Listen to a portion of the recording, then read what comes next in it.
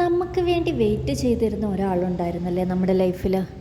നമ്മുടെ കോളുകളെയും നമ്മുടെ മെസ്സേജുകളെയും നമ്മുടെ സംസാരങ്ങളെയും നമ്മളെ കാണാനും ഒക്കെ കാത്തിരുന്ന് കൊതിച്ചിരുന്ന, നമുക്ക് വേണ്ടി മാത്രം സമയം കണ്ടുപിടിച്ചിരുന്ന ഒരാളുണ്ടായിരുന്നല്ലേ.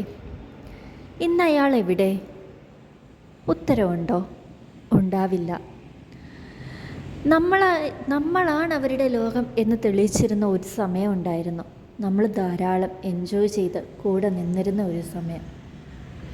എന്നാൽ പ്രതീക്ഷിക്കാത്ത കുറച്ച് നാളുകൾക്ക് ശേഷം അവർക്ക് നമ്മുടെ കോളുകൾ വേണ്ട, വിളിക്കുമ്പോൾ ഞാൻ ബിസിയാണ്, മെസ്സേജ് അയച്ചാൽ ഓൺലൈനിലിരുന്നാൽ പോലും മറുപടി തരാത്ത ഒരു നിമിഷം. നമ്മളെ കാണാൻ വരാവോ? അതിനും സമയമില്ല, സംസാരിക്കാൻ സമയമില്ല. ഇതിലൂടെ നമ്മളൊരു കാര്യം മനസ്സിലാക്കണം. അവർക്ക് നമ്മളിപ്പം അധികപ്പറ്റാണ്, നമ്മളെ ഇപ്പം അവർക്ക് വേണ്ട.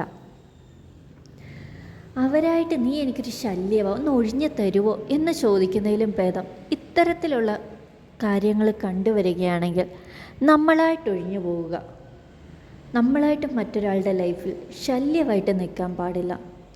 ഇത്തരത്തിലുള്ള അനുഭവങ്ങൾ ലൈഫിലുണ്ടായിട്ടുണ്ടെങ്കിൽ നമ്മളായിട്ടങ്ങ് മാറിക്കൊടുക്കുക. ആത്മാർത്ഥമായി നമ്മൾ സ്നേഹിച്ച പോലെ അവർ നമ്മളെ ആത്മാർത്ഥമായി സ്നേഹിച്ചിട്ടില്ലെന്നേ. അവരെ നമുക്ക് മറക്കാനോ വെറുക്കാനോ സാധിക്കില്ല. പകരം അവരുടെ വായിൽ നിന്ന് തന്നെ ശല്യം എന്ന് കേൾക്കുന്നതിലും ഭേദം നമ്മളായിട്ട് ഒഴിഞ്ഞു പോകുന്നത് തന്നെയല്ലേ.